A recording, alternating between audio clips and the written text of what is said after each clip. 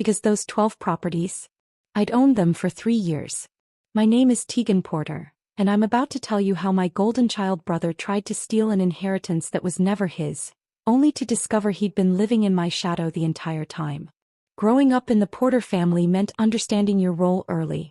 My brother Marcus was the star, football captain, business degree from a prestigious university, engaged to a lawyer's daughter named Brittany.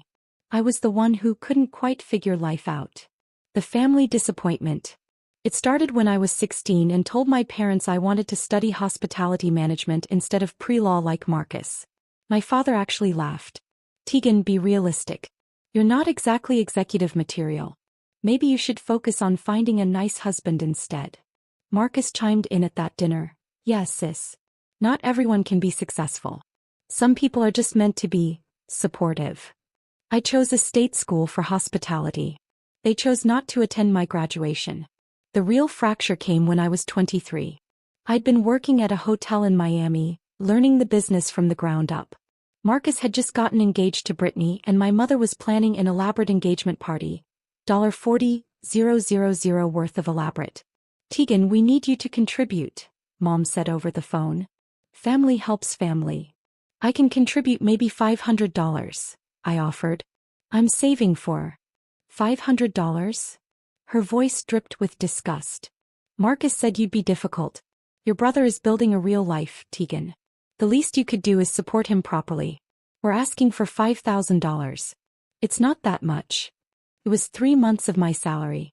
I can't afford that, Mom. Can't or won't. She hung up on me. At the engagement party I wasn't asked to contribute to, I sat at a table in the back with distant cousins I'd met twice. Marcus gave a speech thanking everyone who truly matters, while looking directly past me. Brittany's parents were introduced as the family we always wished we had. The only person who caught my eye that night was Grandpa Harold. He was 81 then, sharp as ever, watching everything with those calculating blue eyes that missed nothing. He gave me a small nod from across the room. After that party, I stopped attending family events unless Grandpa Harold specifically asked me to come. My parents called it abandoning the family. I called it protecting my mental health. I visited Grandpa Harold every Sunday though. We'd have breakfast at his favorite diner, the Early Bird in Coral Springs. He never asked why I wasn't at Marcus's birthday parties or my parents' anniversary celebrations. He just listened while I talked about work, about my dreams of running my own hotel someday. You've got something Marcus never will, Grandpa told me one Sunday morning when I was 25. You understand that respect is earned by doing the work, not by demanding recognition. The family doesn't see it that way, I said. The family sees what they want to see. He sipped his coffee slowly. But I see you, Tegan. I've always seen you. What my family didn't know, what I deliberately never told them, was that the little hotel job I had was actually an assistant manager position at a boutique luxury hotel in Miami Beach. And I was exceptional at it. At 26, I identified a struggling property that was about to go into foreclosure. A beautiful Art Deco building with 45 rooms that just needed vision and capital. I'd been saving aggressively for 3 years, and I'd built relationships with investors through the hotel industry. I bought that property for $2.1 million with a combination of my savings, investor backing, and a commercial loan. My family would have called it reckless. I called it calculated. Within 18 months, I'd transformed it into the Deco Pearl, a 4-star boutique hotel that became the darling of travel magazines.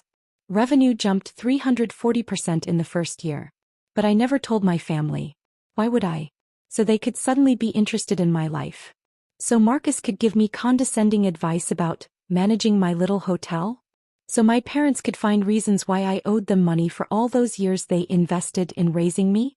Well, I built my empire in silence. By 29, I owned 4 boutique hotels across South Florida. By 31, I'd expanded to 8 properties with a total portfolio value of $47 million.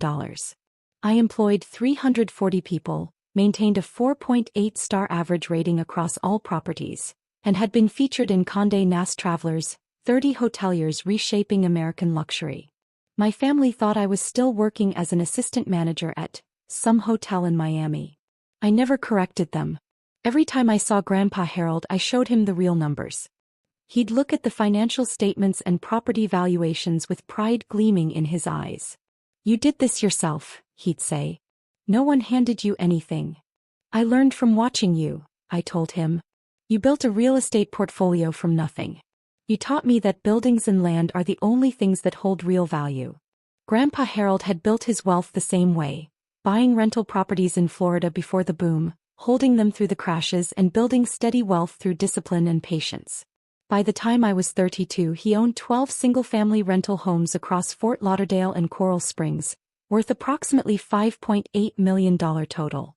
Marcus, meanwhile, was working as a regional sales manager at a medical supply company. Good job. Decent salary. Nothing extraordinary. But in our family he was still the golden child because he had a traditional career, and was married with 2 children. At Sunday breakfast 3 months before Grandpa Harold died, he slid an envelope across the table. "What's this?" I asked. "Legal documents. I'm updating my will. I want you to know what's coming." "Grandpa, we don't need to talk about." "We do." His voice was firm. "Because I know what Marcus and your parents expect. And I know what you've built without expecting anything from anyone. Open it." Inside was a copy of his new will.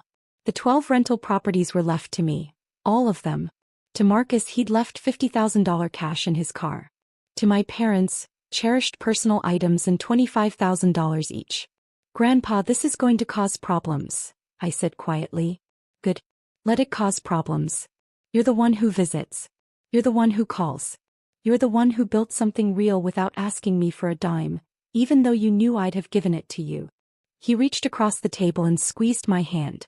"They're going to be angry, Tegan. But you've earned this and you're strong enough to handle their anger." He died 6 weeks later. Heart attack in his sleep. Peaceful, the doctor said. The family immediately assumed Marcus would inherit the rental portfolio. No one even asked me. They just assumed. The will reading was scheduled for 2 weeks after the funeral, held at Sherman and Associates, the law firm that had handled Grandpa Harold's affairs for 30 years. I arrived 10 minutes early, wearing a navy suit I'd purchased for a hotel industry conference. My mother looked me up and down with barely concealed disdain. "Tegan, you came." She said it like she was surprised I'd shown up to my own grandfather's will reading. Of course I came. Marcus walked in with Brittany, both dressed like they were attending a board meeting. He clapped me on the shoulder hard enough to make it condescending. "Hey sis, don't worry, I'll make sure you can visit the properties whenever you want. Family's family, right?" I smiled. "That's generous." My father was already sitting, talking loudly about what Marcus should do with his inheritance.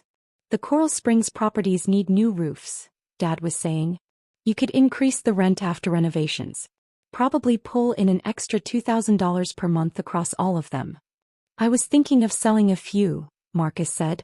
"Get some liquid capital, maybe invest in Brittany's law practice expansion." They were spending money that wasn't theirs yet. If you've ever been the family punchline, hit that like button and subscribe right now. You're not going to want to miss what happened next. Harold Sherman III, the senior partner and Grandpa Harold's longtime attorney, entered looking uncomfortable. He was 67, impeccably dressed and carrying 2 folders, one thick, one thin. "Thank you all for coming," he began. "Harold Porter was my client and my friend for over 30 years. He was very specific about his final wishes." Marcus was already smiling. Mr. Sherman opened the first folder. "To my son Robert and daughter-in-law Patricia, I leave all personal effects including my coin collection, war medals and photographs. Additionally, I leave $25,000 each from my savings account." My mother's face tightened. 25,000 wasn't nothing, but it wasn't the millions in property. "To my grandson Marcus Porter, I leave $50,000 from my savings account and my 2018 Cadillac sedan." Marcus's smile faltered. "Wait, what about the properties?" "I'm getting to that," Mr. Sherman said, and I watched his eyes flick toward me nervously. That's when Marcus stood up. "All 12 rental properties in Florida go to me," Marcus announced like he could will it into reality. "Tegan gets nothing, she abandoned family. She barely visited. She was never there." Everyone nodded. My mother actually said, "That's right." I just smiled and placed my folder on the table, the one I'd brought with me. The one containing 3 years of documentation. Mr. Sherman's hands shook as he read from Grandpa Harold's will. To my granddaughter Tegan Marie Porter, who has proven through her actions, dedication and character that she understands the true meaning of family and hard work, I leave my entire rental property portfolio consisting of 12 single-family homes located in Fort Lauderdale and Coral Springs, Florida. The room went silent. Then Marcus exploded. That's insane. She doesn't even have a real job. How is she going to manage rental properties? This has to be a mistake. There's no mistake, Mr. Sherman said quietly. This is bullshit. Marcus shouted. I'm contesting this. Tegan manipulated him. Actually, I said calmly, sliding my folder across the table to Mr. Sherman, there's something everyone should know. Mr. Sherman, could you please confirm the transfer dates in those documents? The lawyer opened my folder. His eyes widened as he scanned the first page. Then the second. Then the third. Oh my God, he whispered. What? Marcus demanded. What is that? Mr. Sherman looked at me and I nodded permission. His voice was steady but shocked as he read, these are property transfer documents. All 12 of Harold Porter's rental properties were sold to. He paused, looking at me again. To Tegan Porter. Beginning 3 years ago. My mother's face drained of color. What? Grandpa Harold sold me all 12 properties over a 3-year period, I said calmly. Fair market value, structured payments, all properly documented and recorded with the county. The will Mr. Sherman just read? It's technically bequeathing me properties I already own. That's impossible, Marcus said, but his voice cracked. You don't have that kind of money. You work at a hotel. I own 8 hotels, Marcus. I let that sink in for exactly 3 seconds. My company, Porter Hospitality Group, has a current portfolio valuation of $47 million. The 12 properties Grandpa sold me were integrated into my real estate holdings. I've been managing them as rental properties while paying Grandpa an annuity from the profits, which gave him steady income in his retirement. Brittany actually laughed. A sharp, disbelieving sound. That's absurd. If you were that successful, we'd know about it. I pulled out my phone and turned it to face the room, showing the Forbes website.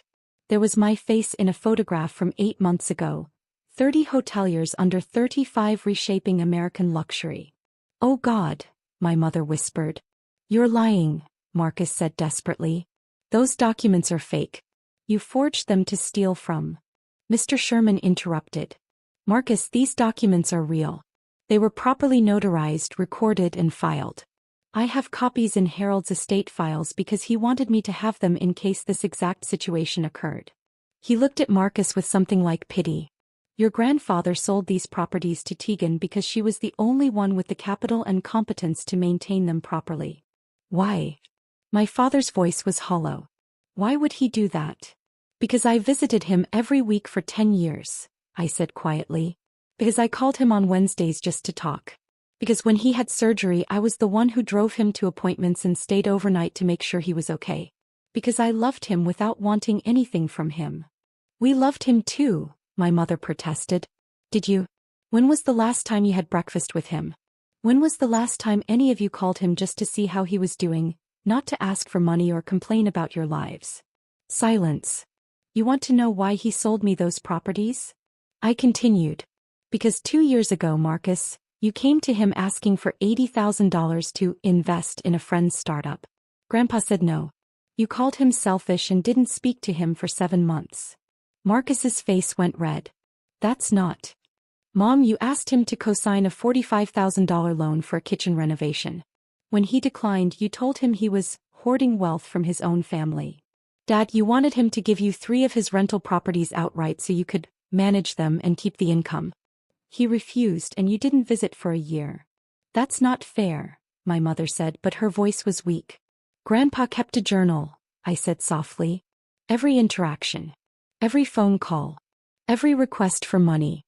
Every holiday he spent alone because you were all too busy. Mr. Sherman, would you like to read from the letter Grandpa left for the family? The lawyer pulled out another document, this one handwritten in Grandpa Harold's distinctive script. He read, To my family, if you are hearing this letter, it means you are confused or angry about my decisions regarding my estate. Let me be clear. I gave my properties to Tegan because she earned them. Not through birthright or expectation but through presence, love and character. Marcus, you are a good man but you have always expected success to come from what others give you. Tegan built her success alone, never asking for help and still made time to be with an old man every week. That is why she has everything. That is why she deserves everything. If you are angry, look inward. I loved you all but I respected Tegan. There is a difference. My mother was crying. Marcus looked like he'd been punched. Then Brittany spoke up, her lawyer instincts kicking in. This still doesn't add up. How did you afford to buy 12 properties worth millions? Where did that money come from? Drop a comment and let me know where you're watching from tonight. I started buying properties from Grandpa 3 years ago, I explained. The first 3 I purchased outright from my hotel profits. For the remaining 9, Grandpa held the mortgages himself, seller financing at a fair interest rate. I made monthly payments while managing the properties and sending him the rental income minus expenses. He used that money for his living expenses in retirement. You were paying him? My father asked, stunned. Every month. $1,200 per property on average, plus all rental income. Over 3 years, I paid him approximately $520,000 total. I pulled out another document. Here are the bank transfer records. Mr. Sherman reviewed them and nodded. These are legitimate. So Grandpa didn't just give you the properties, Marcus said slowly, like he was trying to find an angle. You bought them. Yes. Then the will doesn't even matter. You already own them. Correct, Mr. Sherman confirmed. The will was Harold's way of making his intentions publicly clear to the family. He wanted everyone to understand that Tegan earned this. Marcus slammed his hand on the table. This is insane. You stole our inheritance. No, I said, my voice sharp for the first time. I bought properties that Grandpa chose to sell to someone he trusted. You're not entitled to other people's assets just because you're related to them. That's not how inheritance works, and it's definitely not how respect works. We're contesting this, Marcus said, looking at Brittany. You'll lose, Mr. Sherman interrupted. And I'm going to be very frank with you, Marcus. If you pursue legal action against Tegan over property she legitimately purchased, you will spend tens of thousands in legal fees only to have a judge dismiss your case. Your grandfather was of sound mind. The transactions were legal. There is no case. Then he was manipulated, my mother burst out. Tegan took advantage of an old man. Mrs. Porter, I've known Harold for 30 years. He was sharper at 84 than most people are at 50. These transactions were his idea, not Tegan's. That's when my father said something that revealed everything. But what are we supposed to get? We're his children. We deserve something. You got exactly what Grandpa thought you deserved, I said quietly. $25,000 each and his personal effects. That's more than I got from you growing up. The room fell silent except for my mother's quiet crying. Then I stood up and gathered my folder. For what it's worth, I'm not angry at any of you. I'm just done. Done trying to earn love from people who see me as less than. Done being the family disappointment when I've built something you can't even comprehend. Done pretending that blood relation means I owe you anything. Tegan, my father started. I'm not finished. My voice was calm but every word carried weight. You taught me exactly how much I was worth to you. I just raised my price. You mistook my silence for acceptance, my absence for failure. But I wasn't hiding. I was watching. Every dismissive comment, every time you chose Marcus over me, every time you made me feel small, I was gathering evidence of who you really were. That's cruel, my mother whispered. No. Cruel was excluding me from family events. Cruel was telling a 16-year-old girl she wasn't executive material. Cruel was demanding $5,000 I didn't have to celebrate a brother who called me a disappointment. I didn't respond with cruelty. I responded by becoming someone who didn't need your approval. I turned to Mr. Sherman. Is there anything else that requires my presence? No, Miss Porter. We'll handle the estate paperwork through standard channels. Then I'm leaving. Marcus, Brittany, Mom, Dad, I wish you well. I genuinely do. But you won't be hearing from me again unless it's through my attorney. I was halfway to the door when Marcus shouted, You can't just walk away. We're family. I turned back one last time. No. Grandpa Harold was family. He showed up. He believed in me. He earned the title. You're just people I happen to share DNA with. There's a difference. As I reached for the door handle, it opened from the outside. Two people I recognized entered. Detective Sarah Chin from the Fort Lauderdale Police Department White Collar Crime Unit, and James Morrison from the IRS Criminal Investigation Division. Tegan Porter? Detective Chin asked. Yes. We need you to stay for a few more minutes. We have some questions for everyone in this room. My stomach dropped. What's this about? We've been investigating financial irregularities related to Harold Porter's estate. Specifically, we've found evidence of attempted fraud. Marcus went pale. Mr. Sherman stood up slowly. What kind of fraud? Detective Chin pulled out her own folder. Much thicker than mine. 3 weeks before Harold Porter's death, someone attempted to have him declared mentally incompetent and transfer all his assets into a trust controlled by Marcus Porter.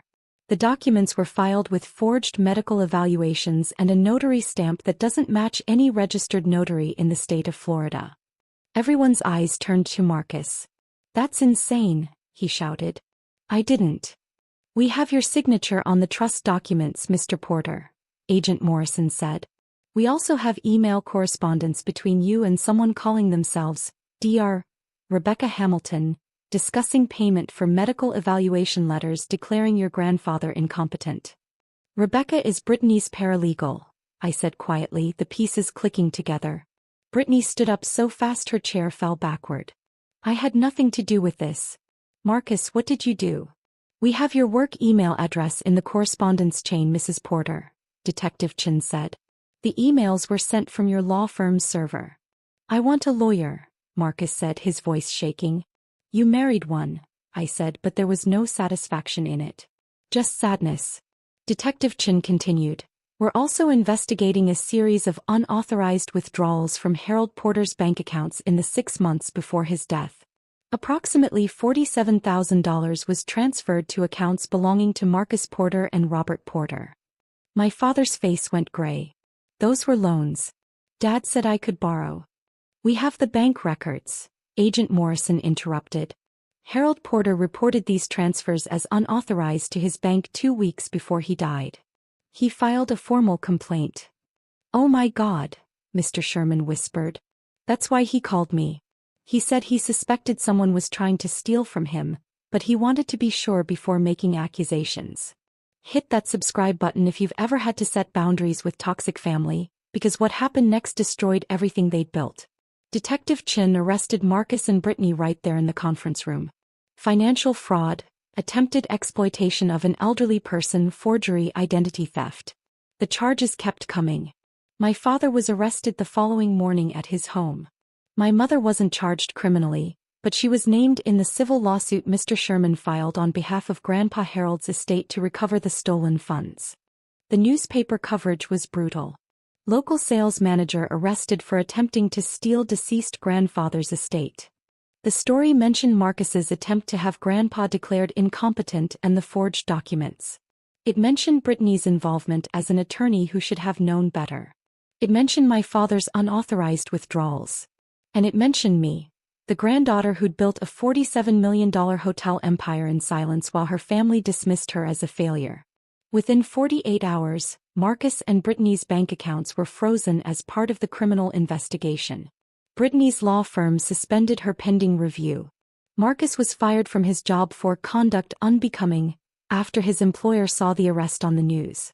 Within a week, they'd listed their house for sale, a desperate attempt to pay legal fees. They couldn't find a buyer at their asking price. The market knew they were desperate. Brittany filed for divorce 3 weeks later. The court papers cited irreparable breakdown of trust and criminal conduct by spouse. She got primary custody of their 2 children and Marcus got supervised visitation. My father pleaded guilty to a reduced charge of financial exploitation of an elderly person. He received 2 years probation, mandatory restitution of $47,000 plus interest, and 500 hours of community service. His reputation in his professional community was destroyed. Marcus went to trial. The evidence was overwhelming. Emails, forged documents, financial records, and testimony from Grandpa Harold's actual doctors who stated he was completely mentally competent until the day he died. Marcus was convicted on 6 counts including fraud, forgery, and attempted theft. He was sentenced to 4 years in federal prison. Brittany took a plea deal, testifying against Marcus in exchange for charges against her being reduced to professional misconduct. She was disbarred and sentenced to 1 year in county jail, suspended to probation. Her legal career was over. My mother never apologized to me directly, but she sent a card 6 months later. It said, "I don't expect forgiveness. I just wanted you to know I finally understand what Harold saw in you. I'm sorry I didn't see it too." I never responded. Some wounds are too deep for a greeting card to heal. 2 years after that reading, I was sitting in my office at the Deco Pearl, my flagship hotel in Miami Beach, when Mr. Sherman called. "Tegan, I wanted to let you know that all the estate proceedings are finally complete. The criminal restitution has been paid and Harold's estate is closed. Thank you for everything, Mr. Sherman. There's one more thing. Harold left a sealed letter for you that I was instructed to deliver only after all the legal proceedings concluded. I have it here whenever you're ready." I met him at his office that afternoon. The envelope was thick, addressed in Grandpa Harold's handwriting, "For Tegan when the dust settles." Inside was a 3-page letter dated 2 weeks before he died. "My dearest Tegan, if you're reading this, it means everything has played out as I suspected it would. Marcus tried something stupid. Your parents probably enabled him. And you've had to endure watching your family self-destruct over greed. I'm sorry you had to see that. But I'm not sorry for the choices I made. I sold you those properties because you were the only person who understood their real value, not as assets to liquidate but as foundations for building something lasting. You proved that you could build wealth through intelligence, hard work, and patience. You never asked me for shortcuts or handouts. You earned every single thing you have. Marcus was raised to believe he deserved success. You were raised to believe you had to earn it. Only one of those philosophies builds character. I know you'll feel guilty when Marcus faces consequences. I know you'll wonder if you should have handled things differently. Don't. His choices led to his consequences. Your only responsibility was to protect yourself and what you built. The properties are yours. The hotel empire is yours. But more importantly, the life you've built without needing anyone's approval. That's yours too. That's the real inheritance. Keep building, Tegan. Keep being the person who shows up. Keep proving that strength doesn't require cruelty and success doesn't require validation. You already made me prouder than Marcus ever could because you did it yourself. All my love, Grandpa Harold. I left you one more thing. Check with Sherman about the storage unit key. It's the Art Deco furniture collection I promised you'd appreciate someday. It'll be perfect for that hotel lobby you were designing. I cried reading that letter. Not sad tears, grateful ones. The furniture collection was worth $180,000 and absolutely perfect for the Deco Pearl's lobby renovation. Grandpa had known I'd need it before I did. Today I own 14 boutique hotels across Florida and Georgia. Porter Hospitality Group employs 520 people and has a portfolio valuation of $89 million. We're expanding into Charleston next year. The 12 rental properties Grandpa sold me are still part of my real estate holdings, professionally managed and providing steady income. I kept them because they remind me where I came from and who believed in me when no one else did. Marcus got out of prison 8 months ago. He's working as a night manager at a discount furniture warehouse. We have no contact. Brittany moved to North Carolina and works as a paralegal under her maiden name. She sends me Christmas cards with photos of my niece and nephew. I send them gifts but I don't respond otherwise. My parents sold their house to pay legal fees and restitution. They live in a modest apartment now. My father's health declined after the probation ended. They're not struggling but they're not comfortable either. I don't wish ill on any of them. But I don't have room in my life for people who only valued me when they thought I could give them something. Last month I had dinner with Mr. Sherman and his wife at the Deco Pearl. We toasted to Grandpa Harold's memory with his favorite bourbon. He'd be so proud, Mr. Sherman said. You turned his faith in you into an empire. I just followed his example, I said. Build something real. Show up for people who matter. Never apologize for being successful. And never let anyone make you feel small, he added. Never again, I agreed. If you've ever had to walk away to save yourself, tell me your story in the comments. What would you have done? Does any of this feel familiar? And if you've ever been underestimated by the people who should have believed in you most, hit that like button because you're not alone. You never were.